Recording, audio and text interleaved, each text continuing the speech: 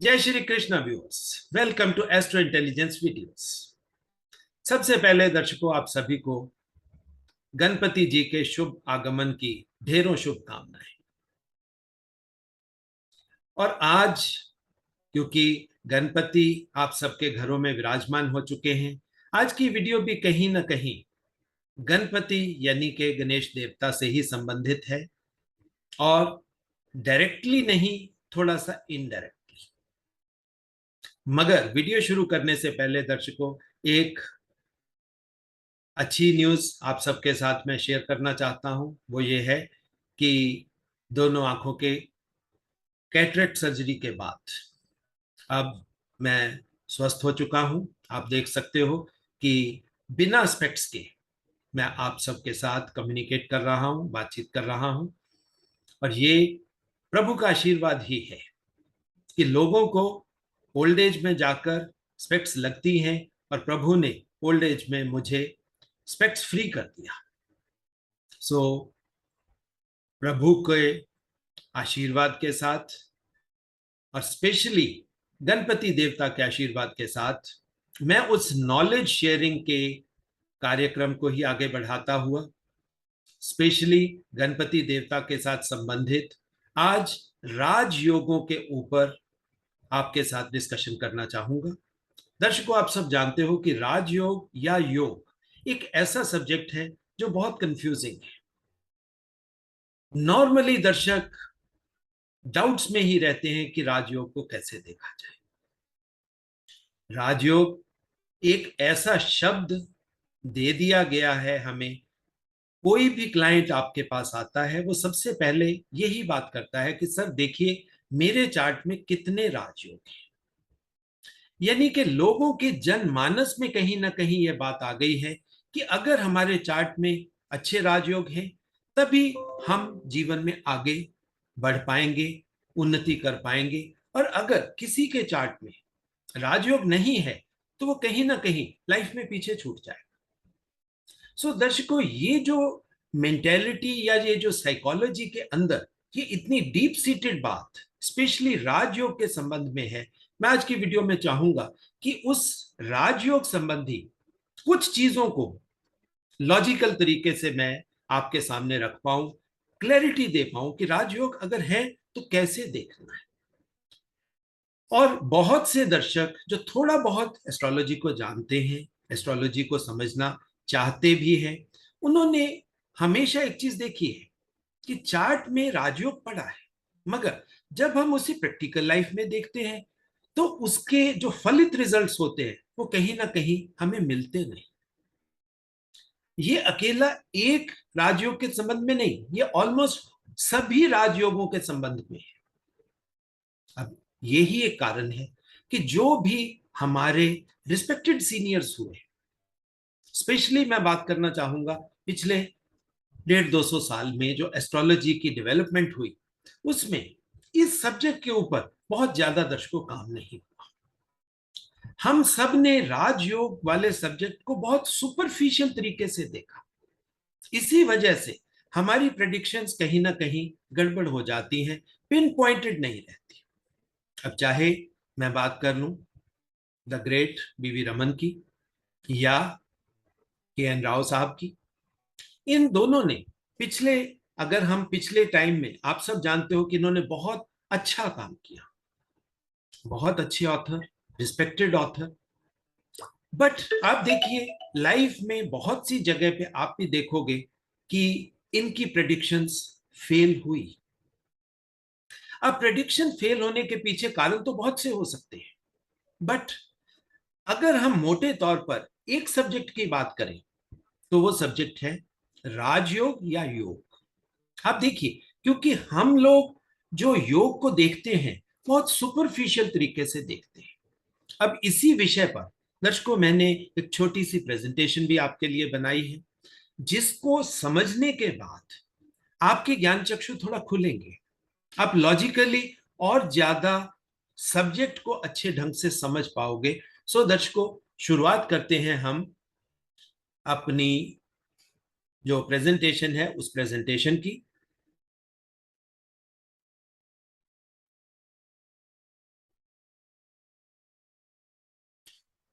ये दर्शकों मैंने कुछ मंत्र लिए हैं स्पेशली बृहत्पराशर होरा शास्त्र से, क्योंकि यही एक ऐसा ग्रंथ है जो हमें मिला है, जिसके द्वारा हम ज्योतिष के शास्त्र को समझ पाते हैं और लेते हैं।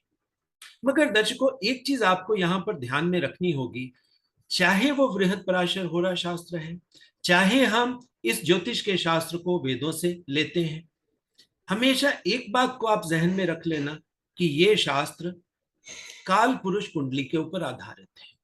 यहां पर जो भी बात होती है वो काल पुरुष कुंडली के ऊपर होती है, आपके राशि चार्ट के ऊपर नहीं होती।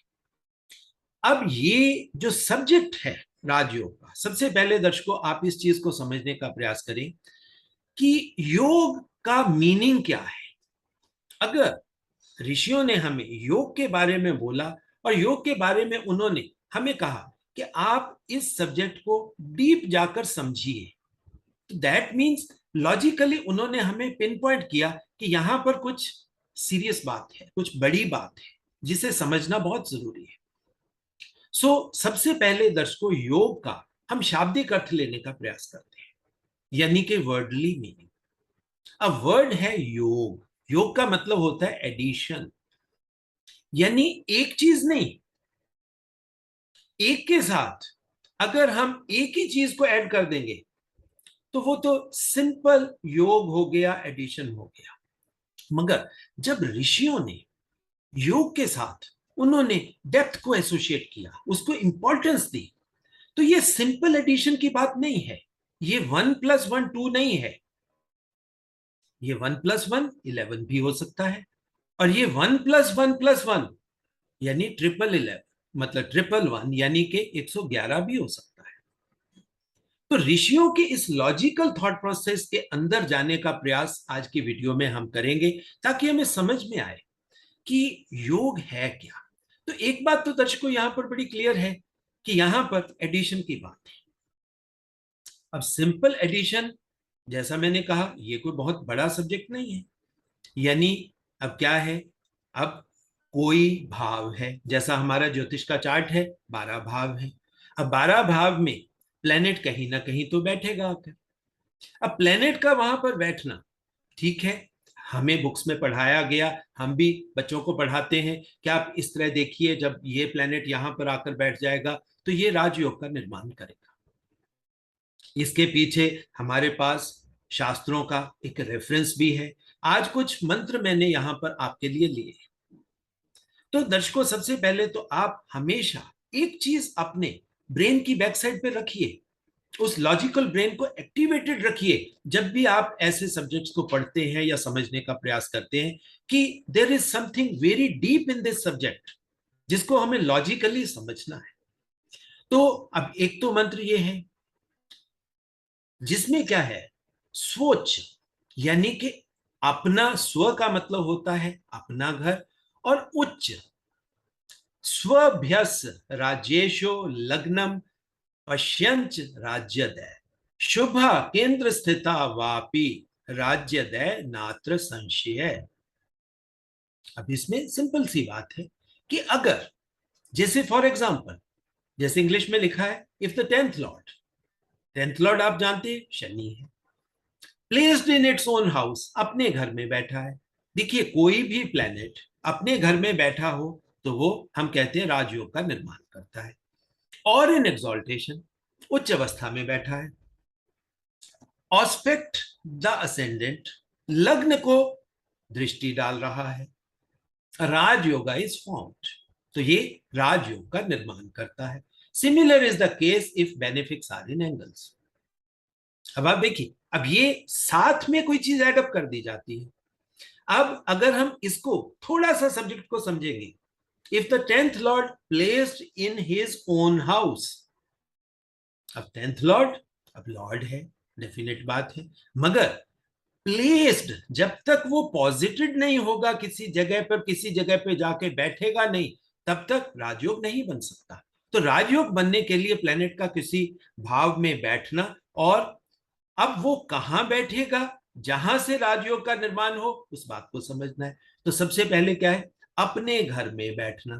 तो दर्शकों ये कुछ जनरल रूल से बन जाते हैं जिससे हम राजयोग को देखते हैं। अब जनरल रूल्स क्या बनते हैं, उसमें पहला रूल तो ये हम बना सकते हैं कि कोई भी प्लेनेट अपने घर में बैठा हो तो ये राजयोग का निर्माण करता है। तो दर्शकों, ये जो रूल है, ये रूल कोई बहुत इंपॉर्टेंट या मतलब हम कहें आउट ऑफ द ब्लू आया हुआ रूल नहीं है। आप हमेशा देख सकते हो कि इसको अपने जीवन के साथ जोड़िए। अपने घर के अंदर हर इंसान राजा है। कोई भी, हम कहते हैं कि कुत्ता भी अपने घर में शेर होता है। अब आप देखिए कि यानी कि लोअर लेवल का आदमी भी, यानी कि अगर वो अपने घर में बैठा है तो वो राजा के घर में बैठा है या राजा जैसा फील करता है। तो अपने घर में बैठना ये इटसेल्फ एक राजयोग हो गया।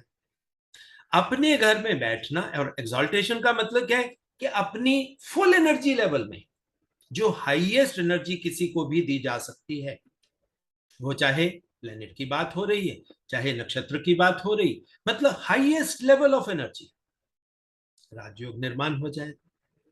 अब वही प्लेनेट आपके लग्न को देख भी रहा है, यानी कि लग्न के ऊपर दृष्टि आ रही है, और दृष्टि ये हमेशा स्पेशल होती है, यानी कि स्पेशल दृष्टि से अगर वो अपने लग्न को देख रहा है तो ये, अब आप देखिए यहां पर तीन चार सिचुएशंस बना दी गई राजयोग को समझाने के लिए। तो अपने घर में बैठना, केंद्र स्थानों में बैठना, फिर राशि यानी उच्च राशि में बैठना, अपने एग्जॉल्टेशन में बैठना। अब ये क्या है, 1+1+1, ये इस तरह की सिचुएशन, ये योग बनते हैं। तो योग को पहले तो आप इस चीज को समझिए कि योग का सीधा सीधा मीनिंग प्लेनेट की वहां पोजीशन नहीं है। उस पोजीशन के साथ कुछ एडिशनल चीजें जब साथ में आएंगी तो वो योग का निर्माण होगा। तो पहला तो सब्जेक्ट हुआ ये, ठीक है। अब एक और मंत्र ले लेते हैं ताकि आपको थोड़ा सब्जेक्ट समझ में आना शुरू हो जाए।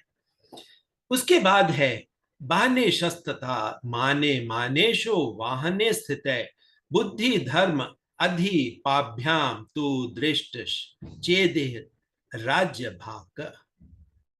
The native will attain kingdom if the fourth lord is in 10th and 10th lord is in 4th। देखिए, फोर्थ का लॉर्ड 10th में, 10th का लॉर्ड 4th में, एंड बी इन ऑस्पेक्ट। अब देखिए योग के साथ योग मिल रहा है ये, and B in aspect to 5th and 9th Lord's.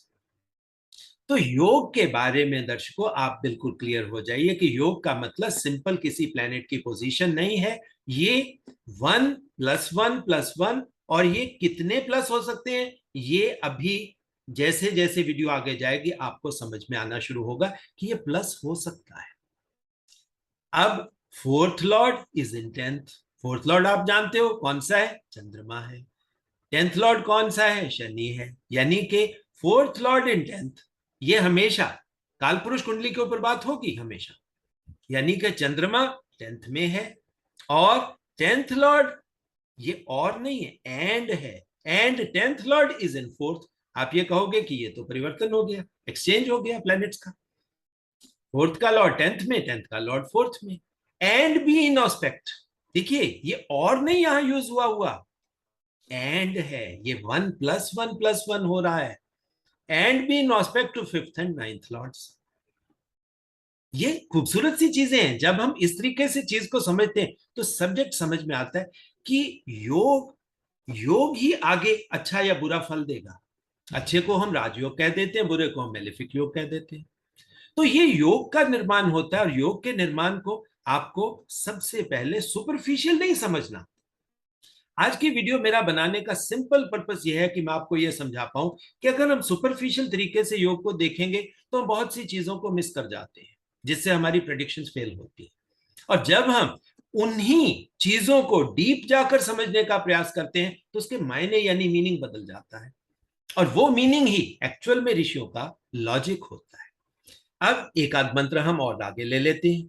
धर्म स्थाने स्थिते जीवे स्वगृहे भृगु संयुते पंचम अधि पयुक्ते वा जातश्चेदेह राज भाग।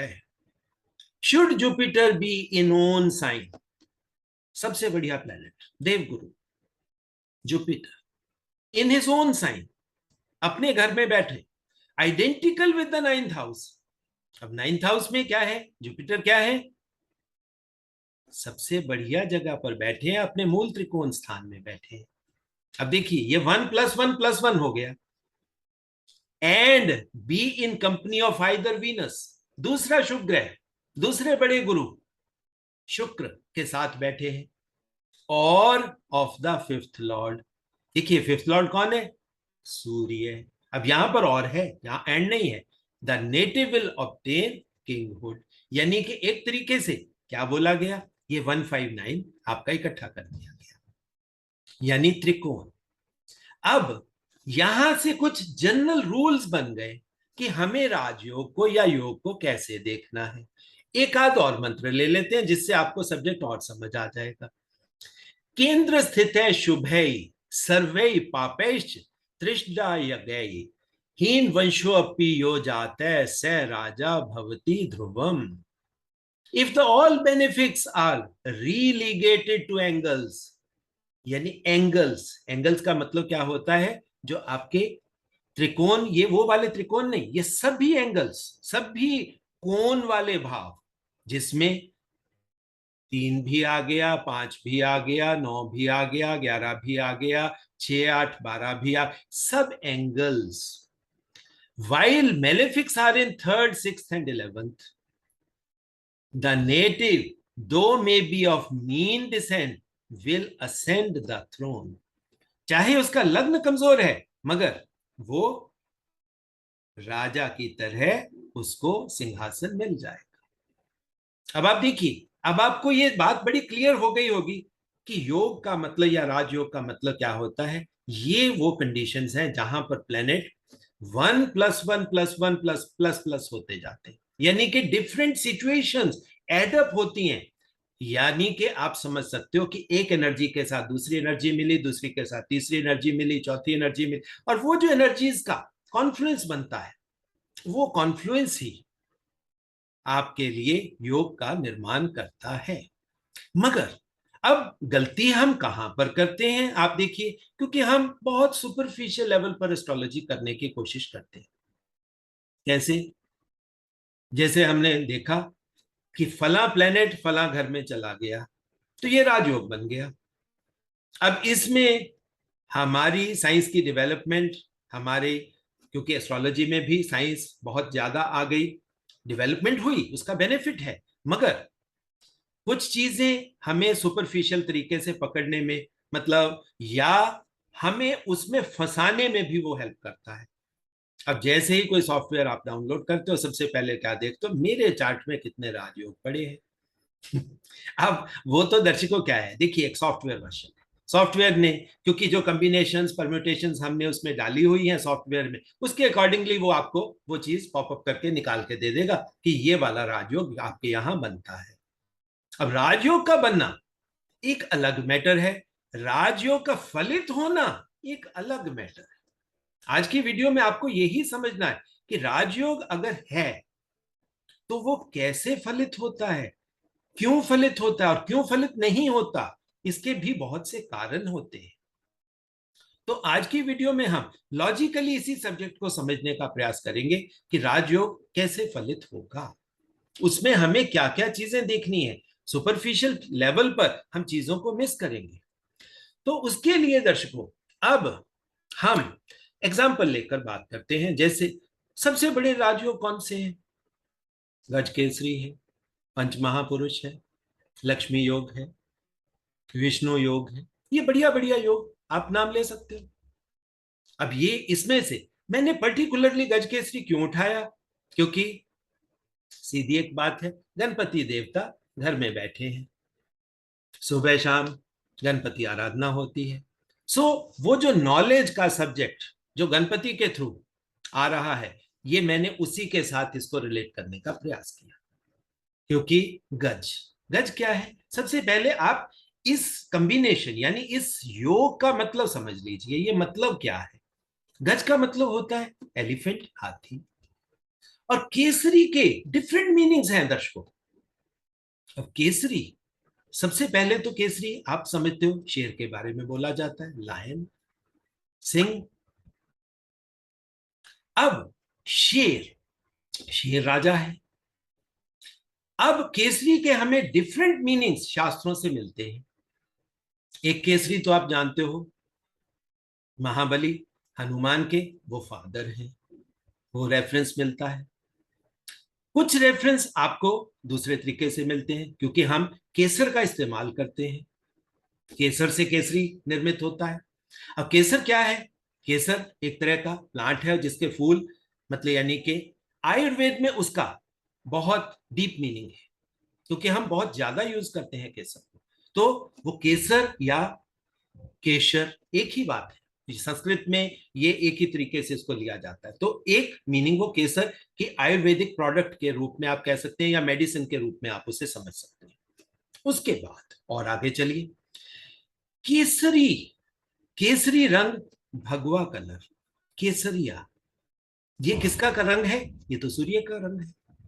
तो केसरी को हम सूर्य के साथ भी लेते हैं।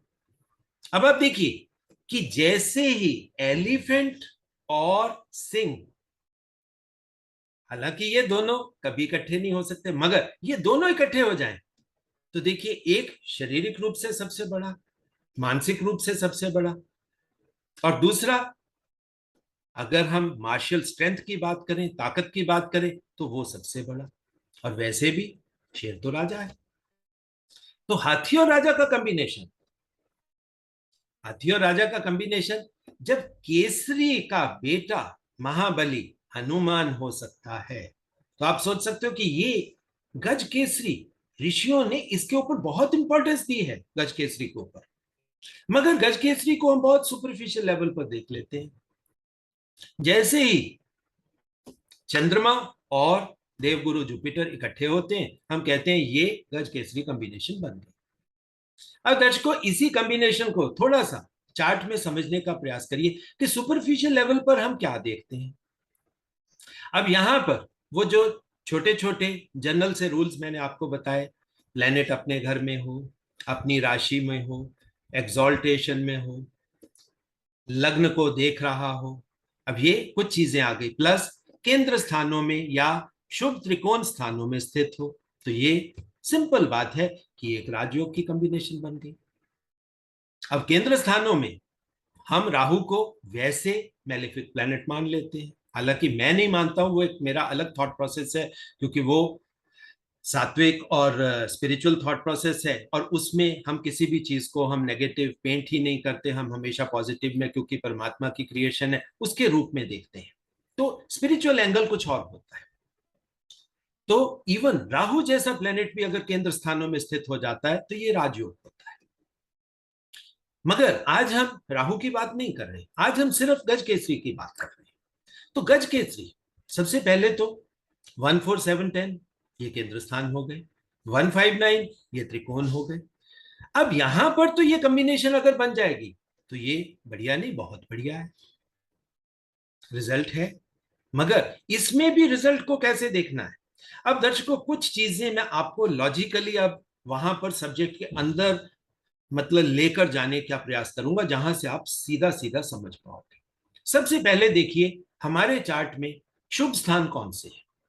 शुभ स्थान है दर्शकों 6, 14710। ये अगर आप चार्ट पर भी देखोगे तो 14710 यानी कि केंद्र स्थान। अब केंद्र के साथ शुभ स्थान कौन से हैं? आपके त्रिकोण, यानी कि 159, 1 इनमें कॉमन हो गया। सो 145, 7, 9, 10 ये आपके शुभ स्थान हो गए। ये कितने हो गए टोटल? 6, यानी कि ये 6 टोटल शुभ स्थान हुए। तो दर्शकों, ये थॉट प्रोसेस कहीं ना कहीं मेरे को बहुत सुपरफिशियल लगता है कि 6 शुभ स्थान और 6 बुरे स्थान, यानी कि हमने अपने 12 भाव के चार्ट को बहुत सिंपल सी कन्वीनियंस के साथ 50-50 डिवाइड कर दिया, 50% अच्छा और 50% बुरा। मगर जीवन तो ऐसा होता ही नहीं है। अगर हम इसको अपनी लाइफ में अप्लाई करें, हाँ भगवान विष्णु के चार्ट में हो सकता है, मगर हमें तो अपना चार्ट देखना है, हमें तो अपने जीवन के बारे में जानना है।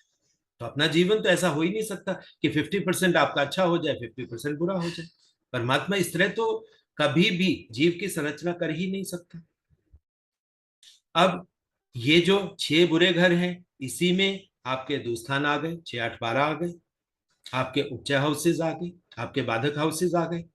अब आप देखिए, ये जो क्लासिफिकेशन है 6+6 यानी कि 50% की, ये कहीं ना कहीं दर्शकों आज के रेफरेंस में ये बहुत ज्यादा लॉजिकल नहीं है। अब यही इसी लॉजिक को ऋषियों ने आगे पकड़कर उन्होंने क्लैरिफाई भी किया और करेक्ट भी किया। ऐसा नहीं है कि वो यहीं रुक गए, उन्होंने इसको करेक्ट किया है। अब वो करेक्ट कैसे किया, अब आप देखिए कुछ चीजें उन्होंने डिफरेंट क्लासिफिकेशंस में डाल दी। सबसे पहले आप देखिए, किसी के भी चार्ट में जो उसका 4th हाउस होता है, हम उसको क्या बोलते हैं, ये सुख स्थान है। अब सुख स्थान का मतलब क्या हो, जीवन में सुख अगर मिलेगा तो कैसे मिलेगा, तो सुख लेने के लिए सबसे ज्यादा जरूरी किस चीज की जरूरत है, सुख तो क्योंकि मन से आएगा, तो मन के घर में ही सुख होना चाहिए। और वैसे भी ऋषियों का दूसरा थॉट प्रोसेस पकड़िए, ऋषियों ने हमेशा कहा कि अपने चार्ट को हमेशा चंद्रमा से देखिए, और जैसे ही हम चंद्रमा से देखेंगे, तो चंद्रमा से देखने का मतलब क्या हुआ, ये आपका लग्न बन जाएगा। अब ये दो सिचुएशंस आपकी इकट्ठी हो गई कि कहीं ना कहीं सुख स्थान के साथ ऋषियों ने आपके उस सुख की कल्पना की, या आपको उसके बारे में बताया कि सुख कैसे मिलेगा। अब सुख लेने के लिए आपके केंद्र में मोस्ट इंपॉर्टेंट चंद्रमा होना चाहिए। अब चंद्रमा अपने घर में बैठा है, तो दर्शकों ये तो राजयोग है, इटसेल्फ राजयोग है। और वैसे भी अगर हम 4th हाउस में देखेंगे, तो चंद्रमा लॉर्ड है, यहाँ का इस घर का स्वामी है, और यहीं पर देवगुरु जुपिटर एग्जॉल्ट करते हैं।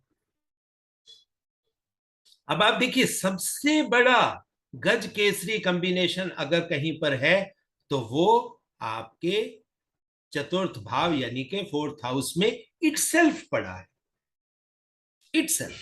क्योंकि केंद्र स्थान, पहली बात शुभ, दूसरी बात चंद्रमा अपने घर में, तीसरी बात जुपिटर अपने एग्जॉल्टेशन के भाव में।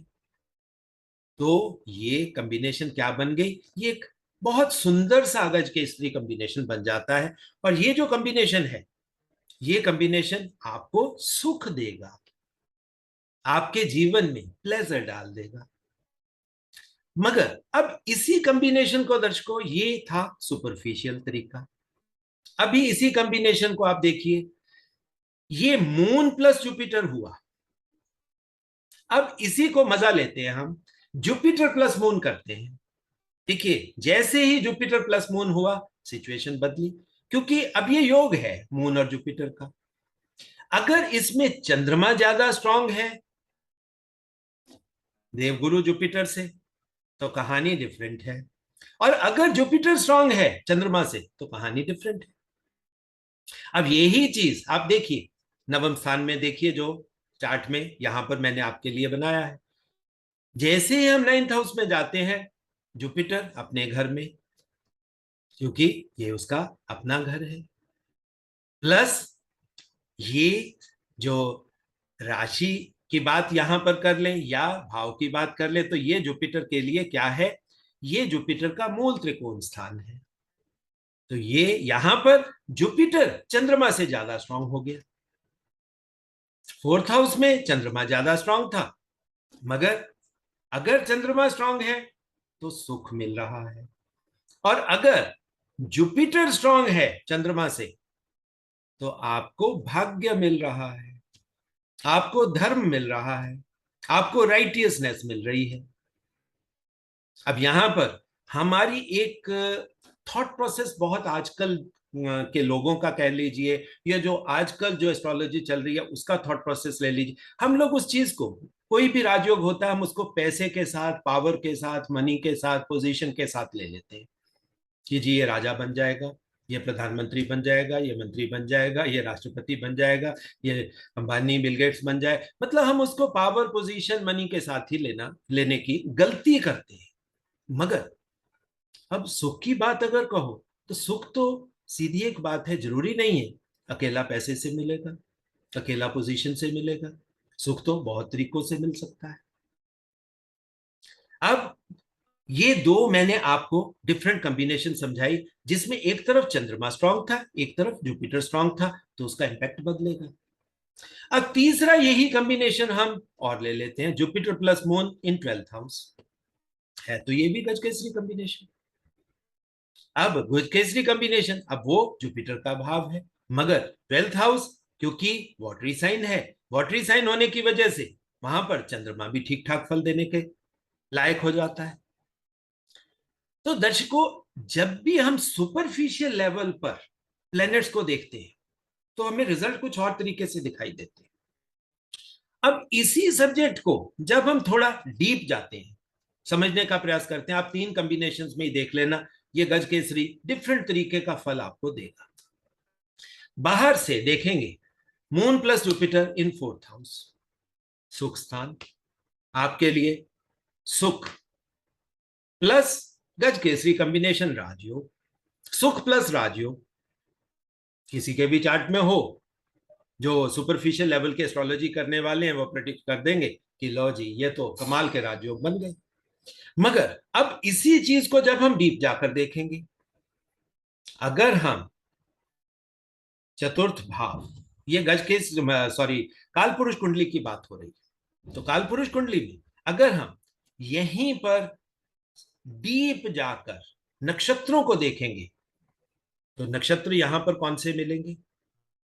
नक्षत्र मिलेंगे, पहला पद आपको इसका मिलेगा पुनर्वसु नक्षत्र का आखिरी पद, क्योंकि एक भाव में आपको 9 पद मिलने हैं, और ये जो सुख स्थान है ये गंडांत है दर्शकों, गंडांत का पीछे का पार्ट। दूसरा नक्षत्र आपको मिलेगा पुष्य जो शनि का है, तीसरा नक्षत्र मिलेगा अश्लेषा जो बुध। अब आप देखिए, अब ये कॉम्बिनेशन किस तरह की बन गई। सपोज करिए मून जुपिटर आपका पुनर्वसु में आया, तो क्या हो गया, क्योंकि पुनर्वसु जुपिटर का है तो जुपिटर यहां पर स्ट्रेंथ पकड़ लेगा, उसका फल डिफरेंट हो जाएगा, यानी कि आपको सुख ज्ञान से मिलने वाली सिचुएशन बन जाएगी। अब उसके बाद आ गया पुष्य, पुष्य ये चतुर्थ भाव का बिल्कुल मिड पॉइंट है, सेंट्रल पॉइंट बना, और ये शनि का है, तो शनि के थ्रू, मगर शनि भी कौन सा, पुष्य पोषण वाला, न्यूट्रिशन वाला शनि, तो न्यूट्रिशन वाले शनि के जैसे कर्म अगर आप करोगे प्लस मून जुपिटर, क्योंकि कॉम्बिनेशन तो गजकेसरी का वही रहना है, तो आपके प्लैनेट्स को उस डायरेक्शन में काम करना पड़ेगा, तब वो योग आपका फलित होगा। अब यही कॉम्बिनेशन अगर कहीं अश्लेषा नक्षत्र में आ गया तो दर्शकों अब आपको समझ आ सकता है कि कहां पर गलती हो जाती है हमसे। बाहर से देखने में सुख स्थान में गजकेसरी कॉम्बिनेशन पड़ी है, बहुत स्ट्रॉन्ग राजयोग, मगर वो ही राजयोग अगर अश्लेषा नक्षत्र के अंदर पड़ा है, और प्लस अश्लेषा में भी जितने आखिरी पद होंगे, क्योंकि वो गहन गंडांत की तरफ लेकर जाएंगे, पिछले जन्मों का वो जो वेब, पास्ट कर्मों का वो जो लेन देन का प्रोसेस जो आपको पकड़ के बैठा है, यहां पर वो गांठें, वो पॉइजन, वो मेंटल चीजें, वो आपके सुख को कहीं ना कहीं बाधित करेंगी। इसीलिए आप देखिए अश्लेषा नक्षत्र में जो लोग जन्मे, चाहे उनका मून जुपिटर बैठ जाए वहां पर, तो अब दर्शकों आपको समझ में आएगा कि जब हम सुपरफिशियल एस्ट्रोलॉजी करते हैं तो क्या प्रभाव मिलता है। जब उसी एस्ट्रोलॉजी को, सारे बेसिक्स को साथ लेकर जब हम एस्ट्रोलॉजी को समझने का प्रयास करते हैं तो फल कितना बदल जाता है। अब इसी सब्जेक्ट को आप 9th हाउस में लेकर चलिए, आपको समझ में आएगा कि फल कैसे बदला। अब वहां पर जब हम डीप में जाएंगे, अब डीप में जाकर मूल नक्षत्र आ गया, क्योंकि 9th हाउस की शुरुआत, अब ये गंडांत का आगे का हिस्सा है, जैसे चतुर्थ भाव गंडांत का पहले का हिस्सा है, 9th गंडांत का अगला हिस्सा होता है, यानी कि यहां पर आपको एक अपॉर्चुनिटी मिली होती है कि भाई आप अपने पिछले जन्मों के जो कार्मिक लेखा जोखा हम पीछे से लेकर आए हैं। अब आप उस गंडांत उन गांठों को खोल सकते हो। अब यहां पर नक्षत्र आपको कौन से मिलते हैं? मूल, जो केतु का है। मूल के बाद पूर्वाषाढ़, पूर्वाषाढ़ के बाद उत्तराषाढ़, यानी कि शुक्र का और सूर्य का। अब देखिए कॉम्बिनेशंस कैसे बदलती हैं।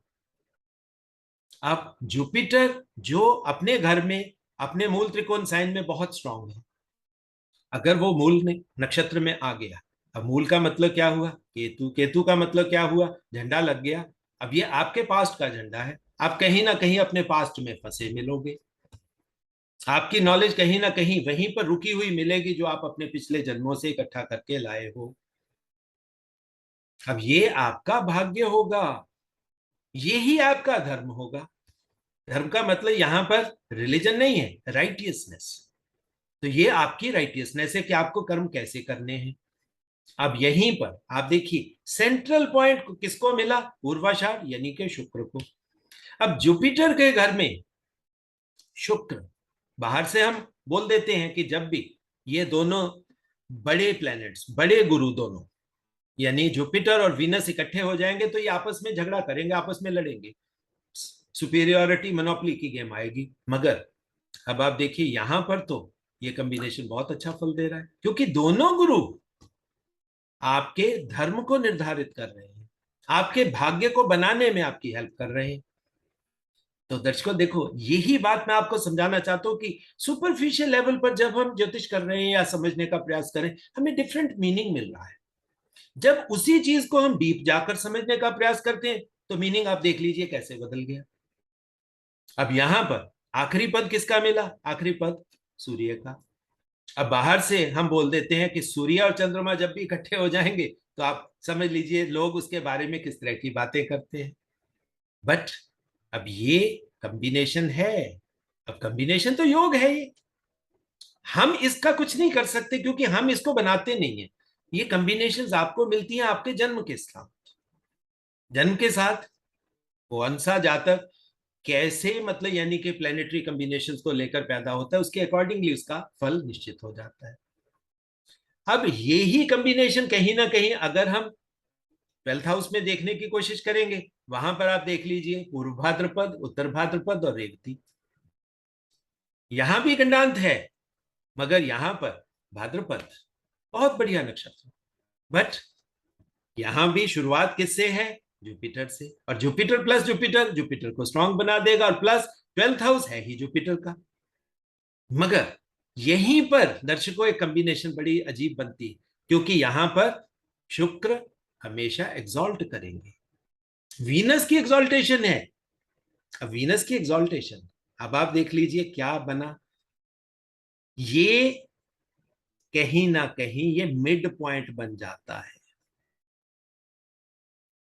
और मिड पॉइंट में यहां पर अगर कोई इंसान उत्तर भाद्रपद के शनि को साधना में, और साधना भी कौन सी, चाहे आप वहां शुक्र का रास्ता पकड़ लो और चाहे आप रास्ता पकड़ लो देवगुरु जुपिटर का।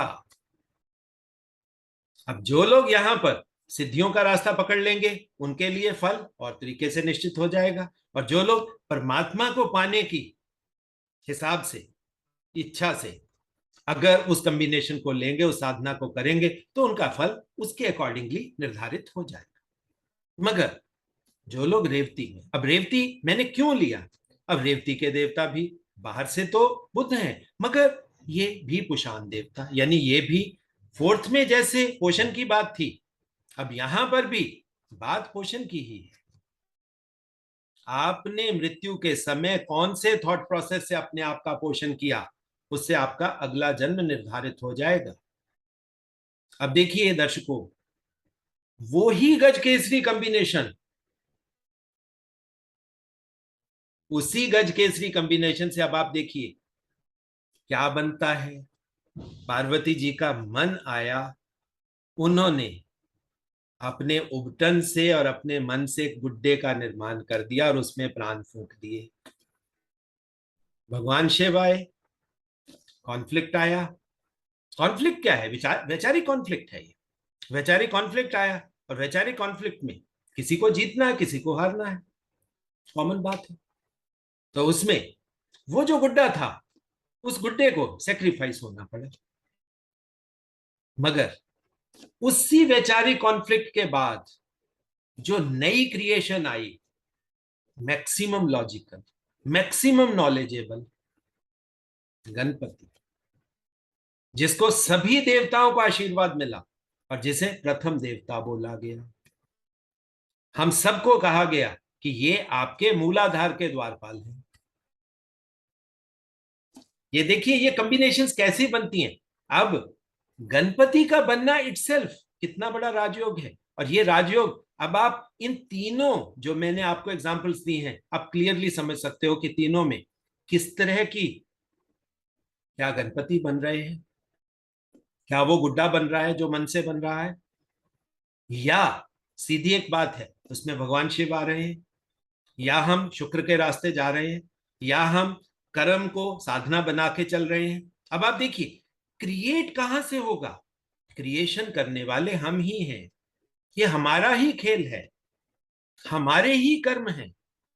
वो आपको सुख भी दे सकते हैं, वो आपको भाग्य भी दे सकते हैं, और वो ही आपके लिए आपके डेथ का वायस भी बन सकते हैं, लॉजिक फॉर योर डेथ। और वो ही आपके लिए अगले जन्म के निर्धारण का लॉजिक भी वो ही बनते हैं। अब देखिए दर्शकों, छोटे से एक गणपति के एग्जाम्पल के साथ अगर हम गज केसरी को अटैच करते हैं तो ये कितनी बड़ी बात होती है। मगर ये जब डीप जाकर सोचेंगे तो मिलेगा। मगर हम लोग कैसी एस्ट्रोलॉजी कर रहे हैं। अब मैं आपको एक बड़ा फेमस एग्जांपल देता हूं। गौतम बुद्ध, राजा के बेटे। अब राजा के बेटे हैं, जैसे ही उनका जन्म हुआ उन्होंने ज्योतिषियों की फौज इकट्ठी कर ली कि भाई साहब बताइए इनके बारे में। सभी पंडित, महापंडित, ज्ञानी सब इकट्ठे होके उन्होंने अपनी कैलकुलेशंस करनी शुरू कर दी। और सब एक चीज पर आ गए कि जी ये जो बच्चा है ये चक्रवर्ती सम्राट बनेगा। अब चक्रवर्ती सम्राट का मतलब तो सीधी सी एक बात है, ये इसी तरह की कॉम्बिनेशन है जिस तरह की गज केसरी कॉम्बिनेशन। मगर अब गज केसरी कॉम्बिनेशन, हमारा जो लॉजिकल थॉट प्रोसेस है जो आजकल चल रहा है वो क्या है, मनी, पावर, पोजीशन, उसके हिसाब से हम राजा को देखते हैं। मगर क्या गौतम बुद्ध राजा बने? तो प्रेडिक्शन फेल हुई फिर, क्योंकि वो तो राजा बने नहीं। मगर हमने अपने आप को डिफेंसिव फेस सेविंग के लिए क्या बोला कि जी साधना करके अब वो दूसरे तरीके के चक्रवर्ती सम्राट बन गए। अरे भाई सम्राट तो राजा होता है, वो तो दुनियावी राजा होगा। अब चक्रवर्ती सम्राट वो तो सन्यास वाला, साधना वाला। अब वो कॉम्बिनेशन और ये कॉम्बिनेशन, हम लोग इसी चीज में अपने आप को पारंगत बनाते जा रहे हैं कि हम जो भी बोले उसको शब्दों में जस्टिफाई कर दें कि जी चक्रवर्ती सम्राट वैसे नहीं बना तो ये अब स्पिरिचुअल सम्राट बन गए। तो दर्शकों ऐसे नहीं। कारण क्या है इसमें, गलती कहां है? गलती सिर्फ एक है, वो चाहे हमारे सीनियर्स, हमारे बड़े, मतलब उन्होंने करी, या अगर हम भी करेंगे कि प्रेडिक्शन को सुपरफिशियल लेवल पर लेंगे, डीप लेवल पर नहीं लेकर जाएंगे। जैसे हम डीप लेवल पर जाएंगे, आप देखो दर्शकों, जिन जिन लोगों ने, वो चाहे जिन दो नामों की मैंने शुरू में बात करी, बीवी रमन, के एन राव, जो जो प्रेडिक्शंस इन गुरुओं ने डीप लेवल पर जाकर की वो हमेशा सही जाएंगी। और जब भी सुपरफिशियल लेवल की एस्ट्रोलॉजी होगी, वो चाहे वो करें, हम करें या आप करो, उसमें गलती का स्कोप तो रहेगा। क्योंकि यहां पर ऋषियों का थॉट प्रोसेस कंप्लीट नहीं है, उस कंप्लीट लॉजिक को नहीं हम पकड़ते। हम सुपरफिशियल, जैसे कहते हैं ट्रिक्स एंड बिट्स पीसेस वाली एस्ट्रोलॉजी, छोटी छोटी चीजें ले ली इधर से उधर से जोड़ के सोचते हैं कि एक पिक्चर बन गई। तो ऐसे नहीं है दर्शकों। ये था मेरा आकलन, स्पेशली गणपति के रेफरेंस में आपको गज केसरी के डिफरेंट आयामों को, डिफरेंट, जिसको हम कहते हैं ना कि डिफरेंट मीनिंग्स, कि गज केसरी कैसा हो सकता है, क्यों नहीं हमें फलित होता हुआ दिखता।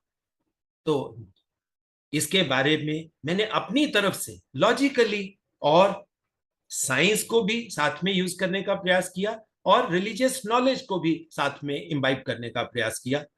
सो दर्शकों, आशा करता हूं कि ये प्रयास मेरा पसंद आया होगा आपको। और जो दर्शक हमारे इस प्रयास में हमारे साथ जुड़ना चाहते हैं, उन सबके साथ हाथ जोड़कर करबद्ध निवेदन है कि इस चैनल को, जिसका नाम एस्ट्रो इंटेलिजेंस है, आप ज्यादा से ज्यादा लाइक करिए, शेयर करिए, सब्सक्राइब करिए, ताकि वैदिक ज्योतिष या वैदिक ज्योति घर घर तक पहुंचे।